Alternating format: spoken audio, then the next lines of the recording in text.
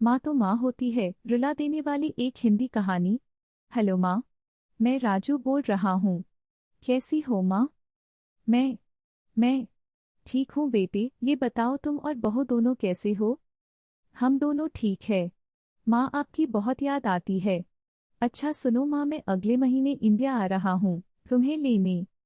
क्या? हाँ माँ, अब हम सब साथ ही रहेंगे।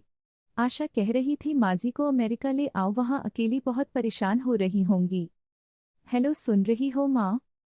हाँ हाँ बेटे, बूढ़ी आंखों से खुशी की अश्रुधारा बह निकली। बेटे और बहू का प्यार नस नस में दौड़ने लगा। जीवन के 70 साल गुजार चुकी सावित्री ने जल्दी से अपने पल्लू से आंसू पोंछे और बेटे से बात करने लगी। पूरे 2 साल बाद बेटा घर आ रहा था। बूढ़ी सावित्री ने मोहल्ले भर में दौड़ दौड़ कर ये खबर सबको सुना दी। सभी खुश थे कि चलो बुढ़ापा चैन से बेटे और बहू के साथ गुजर जाएगा।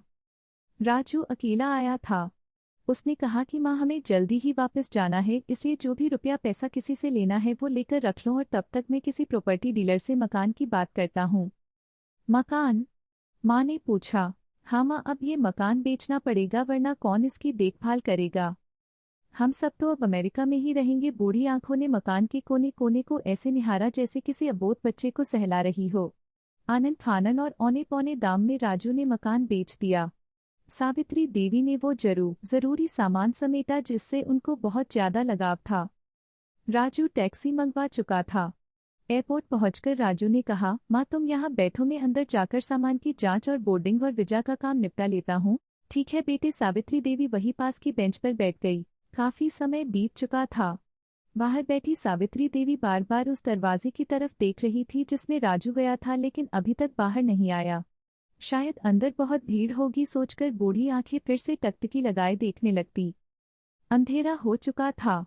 एयरपोर्ट के बाहर गहमागहमी कम हो चुकी थी। माँ जी, किससे मिलना है? एक कर्मचारी ने वृद्धा से पूछा। मेरा बेटा अंदर गया था टिकट लेने। वो मुझे अमेरिका लेकर जा रहा है, सावित्री देवी ने घबराकर कहा। लेकिन अंदर तो कोई पैसेंजर नहीं है, अमेरिका जाने वाली फ्लाइट तो दोपहर में ही चली गई। क्या नाम था आपके बेटे का? कर्मचारी ने सवाल किया। राजू। सावित्री के चेहरे पे चिंता की लकीरें उभर आई। कर्मचारी अंदर गया और कुछ देर बाद बाहर आकर बोला, माँ जी, आपका बेटा राजू तो अमेरिका जाने वाली फ्लाइट से कब का जा चुका। क्या? वृद्धा की आंखों से आंसुओं का सैलाब फुट पड़ा। बूढ़ी माँ का रोम रोम कांप उठा। किसी तरह वापस घर पहुंची जो अब बिक चुका था। रात में घर के बाहर चबूतरे पर ही सो गई। सुबह हुई तो दयालु मकान मालिक ने एक कमरा रहने को दे दिया। पति की पेंशन से घर का किराया और खाने का काम चलने लगा। समय गुजरने लगा। एक दिन मकान मालिक ने वृद्धा से पूछा, माँ जी, क्यों नहीं आप अपने किसी रिश्तेदार के यहाँ चली जाए, अब आपकी उम्र भी बहुत हो गई, अकेली कब तक रह पाएंगी। हाँ चली तो जाऊं, लेकिन कल को मेरा बेटा आया तो यहाँ फिर कौन उसका ख्याल रखेगा। आंख से आंसू आने लग गए।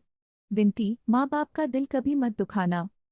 शिक्षा, माँ तो माँ होती है।